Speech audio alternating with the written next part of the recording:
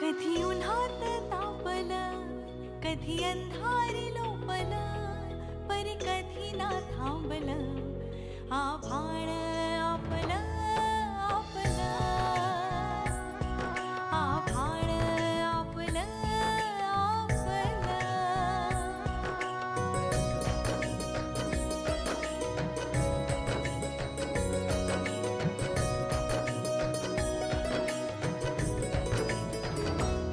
बोलणारा बोलतो, चालणारा चालतो, वाट सरताही सरेना, किती अंतर आपलं आभाळ आपलं आपलं,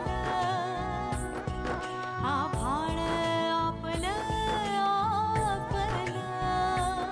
कामाक्षी देवींची आणि मुग्धा मॅडमची या सारिका सदनमध्ये भेट झाली. अरे पण त्यांचा आणि तिचा काय संबंध? अंकुश, मुग्धा मॅडमची ती जन्मदात्री आहे.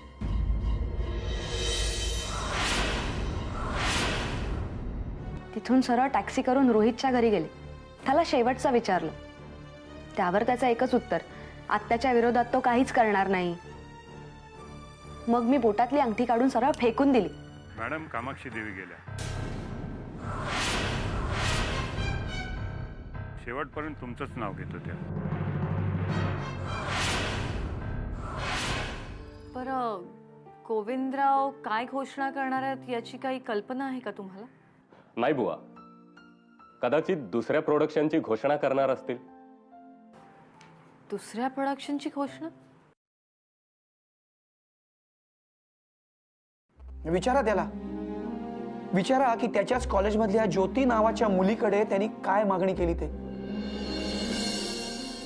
म्हणजे त्याचं डायरेक्शन काढून घ्या असं मी म्हणत नाहीये,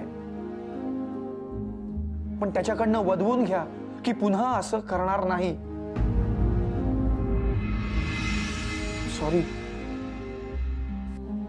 खूप बोललो, राहवलो नाही म्हणून. अर्थात आपला चित्रपट रखडण्याची शक्यता आहे हे लक्षात नाही आलं. ते जाऊ दे, पण तुम्ही किती संताप करून घेता? मी विचारेन. बरं, ते सांगत होते गोविंदराव मुहूर्ताच्या दिवशी कुठली तरी घोषणा करणार आहेत. कोणती घोषणा करणार असतील असं वाटतं तुम्हाला? एखादा नवा पिक्चर? माधव, खरंच तुम्ही फार थकलात. माधव, ते लग्नाची घोषणा करणार आहेत. म्हणजे माधव, आपल्याला काही ठरवण्याची ही शेवटची तारीख असेल.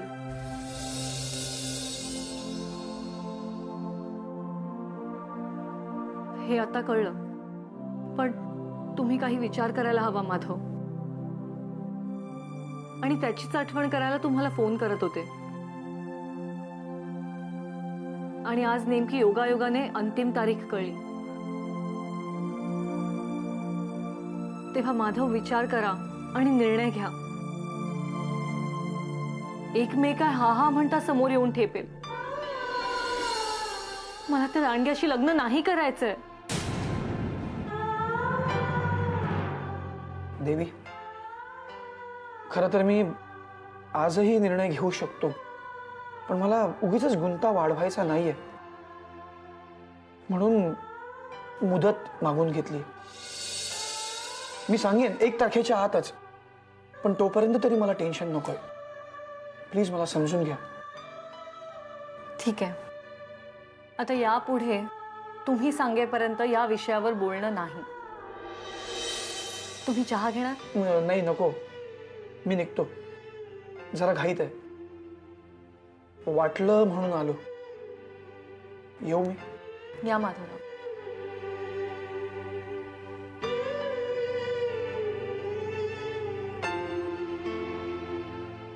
आता मी फक्त वाट पाहीन.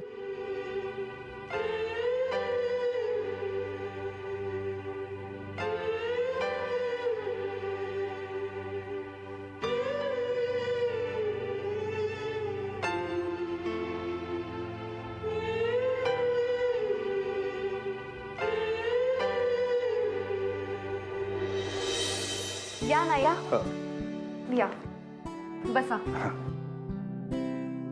कुठे बाहेर निघाला होतात का? हो nice to meet you miss Anjali. Sorry sir, पण मी अंजलीची मैत्रीण ज्योती आहे.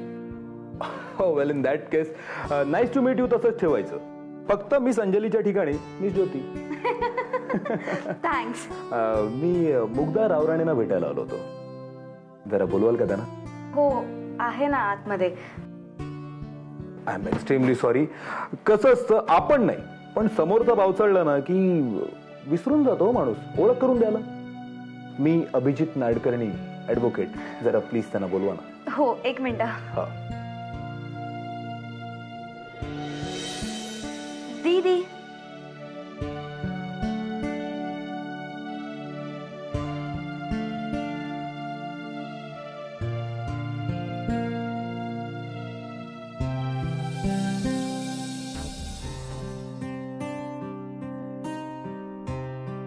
अरे नो फॉर्मॅलिटीज.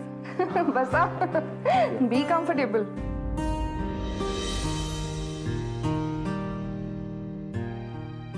हिच्याबरोबर तुमची ओळख झाली असेल ना? हो मगाशीच. मी अंजली समजून यांनाच हाय केलं मी. ही ज्योती अंजूची मैत्रीण आहे. हॅलो. आणि ही माझी धाकटी बहीण अंजू. हाय. मी अभिजित नाडकर्णी, ऍडव्होकेट. आपले नाडकर्णी साहेब आहेत ना, त्यांचे चिरंजीव. बरं दीदी मी निघते. एक मिनिट. अंजली मॅडम प्लीज जरा तुम्ही त्यांना सोडायला गेलात तर आमची काही हरकत नसेल. कळलं. आलेच मी दीदी. आणि प्लीज गैरसमज नका करून घेऊ. काय असतं माहितीये का, पेशाचा प्रामाणिकपणा म्हणा, but some things are strictly official, right? Yeah I can understand. You continue. आलेच. थँक्यू. हा मग अभिजित साहेब चहा घेणार, कॉफी घेणार? दीदी आता तुम्ही मगाशी म्हणालात ना तसंच, नो फॉर्मॅलिटीज. पण एक, तुम्ही मला आहोजा वगैरे नका करू. एकदम ऑकवर्ड वाटतं. You can call me Abhijit. I am comfortable with it. ठीक आहे, प्रयत्न करीन. पण मला खूप बरं वाटलं तू तुझ्या वडिलांना मदत करण्यासाठी मुंबईत आलास. मला अभिमान वाटतो अशांचा. खरं सांगू का दीदी, आमच्या बाबांनी आमच्यासाठी खूप काही केलंय. एक वेळ जेवून राहिलेत ते. कसं असतं माहितीये का दीदी, आई वडिलांची काही अपेक्षा नसते पण आपण ती ओळखायची असते. आपल्या लहानपणी आपण त्यांच्याकडनं घेतलेल्या कर्जाची परतफेड त्यांच्या म्हातारपणी करायची असते, न विसरता. वा सुंदर. अरे हो, बोलण्याच्या नादात विसरलोच. दीदी हे सांभाळ, बहुमोल चीज आहे. काय आहे? ही कामाक्षी देवींची डायरी आहे,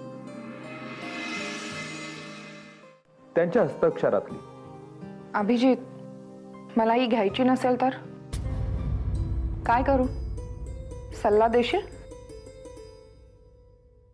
मला तिला विसरायचंय. वेल इन दॅट केस दीदी, सल्ला माणूस म्हणून हवाय की वकील म्हणून? मनापासूनचा. त्या तुमच्या जन्मदात्री आहेत. मला या केसची संपूर्ण हिस्ट्री माहिती आहे.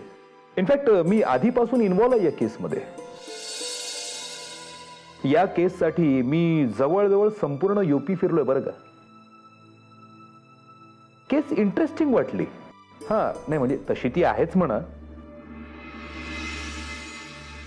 कामाक्षी देवींची इच्छा होती ही डायरी तुम्हाला द्यावी म्हणून.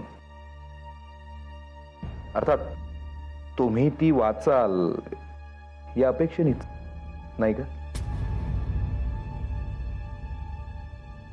तुम्ही आत्ताच मला विचारलं की मी त्यांना विसरू इच्छिते किंवा ही डायरी तुम्हाला घ्यायची नाहीये.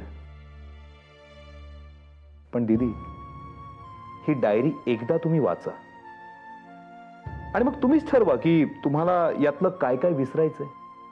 हं? आणि तिसरं आणि महत्वाचं जे मी आत्ताच तुम्हाला सांगितलं, तुम्ही त्यांच्या पोटी जन्म घेतलाय. तेवढं कर्ज तर तुम्ही त्यांच्याकडनं घेतलंच आहे.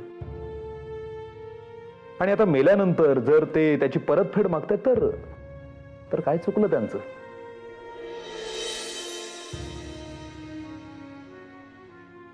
अभिजित, तू उत्तम वकील आहेसच, पण तू उत्तम नट असावास, उत्तम नाटककार असावास, उत्तम कवी असावास. शब्द तुझे गुलाम आहेत. तुझ्या या शब्दकलेसाठी हे मी मान्य करते, स्वीकारते. हे वाचूनच मी हे कर्ज फेडेन. दीदी, पूर्वी तुम्ही कविता करायचं, पण मी अद्याप तो नाद सोडलेला नाहीये बरं का. रादर तिनीच मला सोडलेलं नाहीये. आणखीन एक, या 8-10 दिवसात मला तुमची भेट हवी आहे.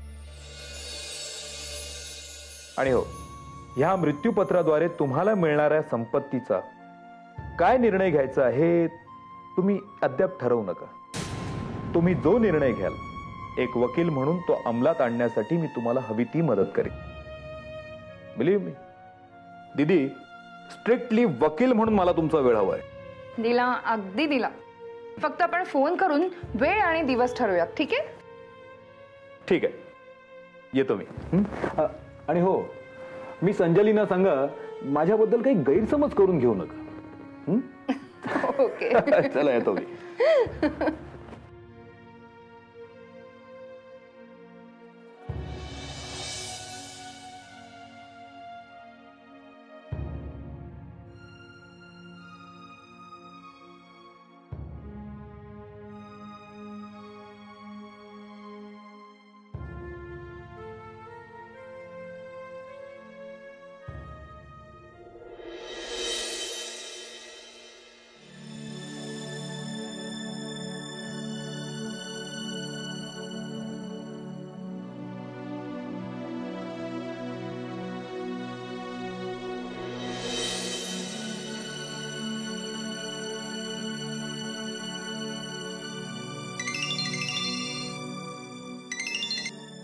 हॅलो. हॅलो. हा शेखरजी. घाईत आहेस? नाही, म्हणजे मी कॉलेजमध्ये होते ना, त्यामुळे फोन बंद करावा लागला. तुमचा फोन येईल म्हणून मी लेक्चर सुद्धा बंक केलं. गेले 3 दिवस ट्राय करतोय मी. तुझ्या कॉलेजला एक चक्कर सुद्धा टाकली. ऍक्च्युली आम्ही सगळे बाहेर होतो. कळलं. आणि कशासाठी ते सुद्धा कळलं. एनिवे, हार्टिएस्ट कॉंग्रॅट्स तुझ्या कुटुंबाचे. पेपरमध्ये वाचलं मी, टीव्हीवर सुद्धा पाहिलं. म्हटलं तू फोन करशील. नाही हो, दीदीने आम्हा सर्वांना स्ट्रिक्टली वॉर्निंग दिली होती. आम्हा सगळ्यांचे फोनही बंद होते. इतके दिवस आम्ही घराबाहेर होतो. आजच मी आले कॉलेजला. केव्हा भेटतेस? आता येतेस घरी? आता नाही, उद्या येते. आणि हो, कॉलेजच्या वेळेतच येईन. ज्योती बरोबर थोडंसं मॅनेज करावं लागेल. बरं, आपल्याला त्या ज्योतीच्या लग्नाला जायचंय ना? नाही शेखरजी, तिने तिचं लग्न मोडलंय.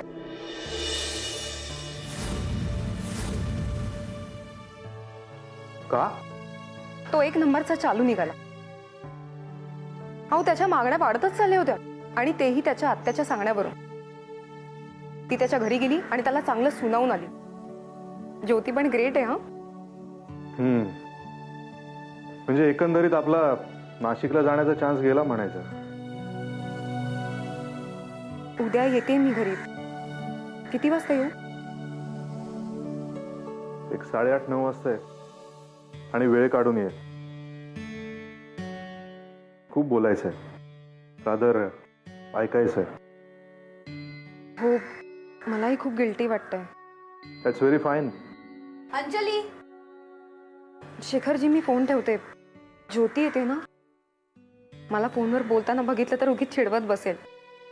ठेवते मी. बाय. Okay, bye.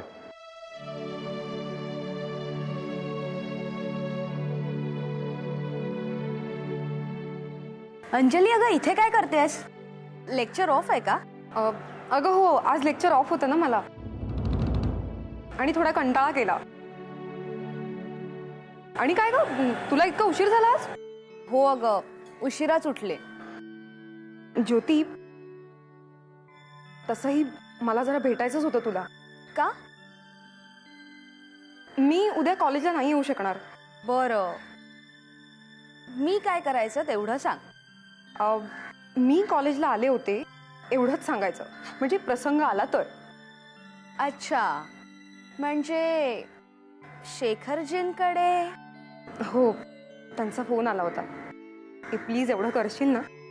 ओके, घरी कळता कामा नाही, एवढंच ना. बरं चल, आताचं लेक्चर तरी अटेंड करूया की नको? हो चल. थँक्स. हा चल.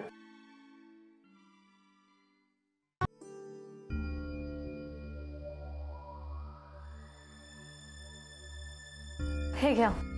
नको, प्यायलोय. असू दे, लागेल. कशाला बोलवलं म्हणायचं मॅडम? सांगते. तुम्ही त्या दिवशी आला होतात. हो. तुम्ही तुमची ओळखही करून दिली. हो तर. तुम्हाला विचारलं की तुम्ही या क्षेत्रात कोणकोणती कामं केलेत, तर तुम्ही म्हणालात की तुम्ही असिस्टंट म्हणून काम केलंय आणि डिरेक्शन हे पहिलंच. हो, खोटं नाही बोललो. खोटं नाही, पण अर्ध खरं बोललात. म्हणजे? तुम्ही कामं देण्याचा आमिष दाखवून मुलींकडून कमिशन घेत होतात.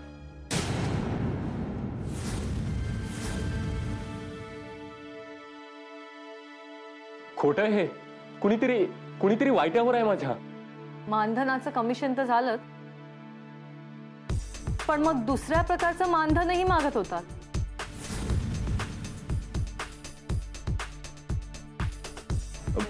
मॅडम, हे हे हे कुभांड आहे. असेल नाही.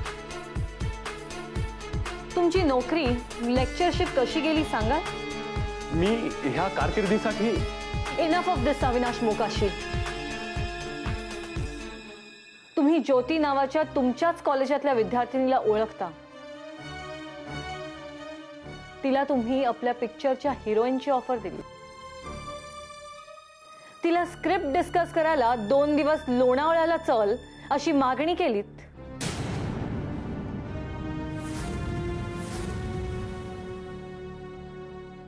हा उगाच आळ घेतात लोक माझ्यावरती. त्यांच्याकडे संभाषण आहे तसं टेप केलेलं. मॅडम, मला माफ करा. थोडासा तोल गेला. माझ्या बायकोनं माझ्या मुलीची शपथ घ्यायला सांगितली. ती मी घेतलीही. मॅडम, मी चुकलो. मोह झाला. खरंच तोल गेला. मी सावरलोय. मी त्या मुलीला माफीपत्र देण्यासाठी तयार झालोय.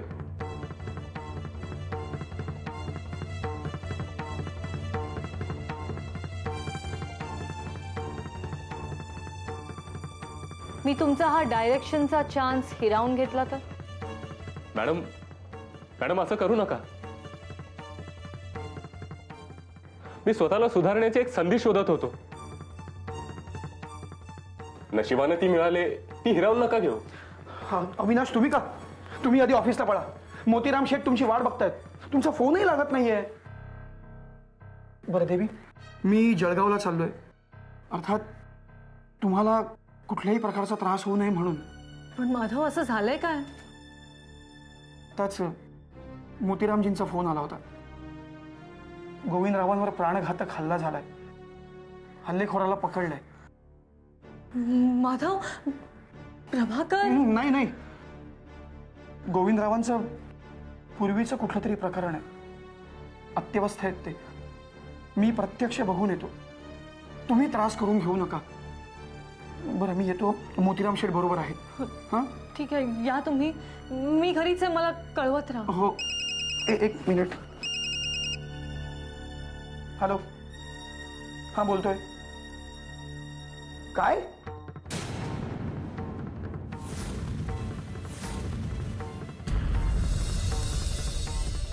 हो हो हो हो, निघतो मी. हो, निघतो. देवी, गोविंदराव गेले. हे बघा, पण तुम्ही अपसेट होऊ नका. मी निघतो. हं?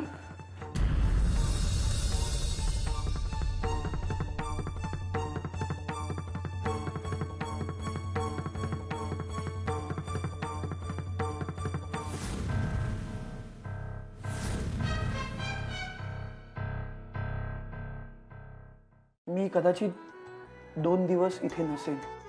का? काही महत्वाचं काम आहे? जरा बैसपूरला जाऊन येईल म्हणतो. सहज? नाही, उरलेली जमीन. मोतीरामजी म्हणाले की इथे तुमच्याबद्दल बोलणं झालेला विषय कुणालाच माहीत नाहीये. फक्त सिनेमाचा उल्लेख आला. आणि बरं का, मी मुद्दामून नाव घेत नाहीये.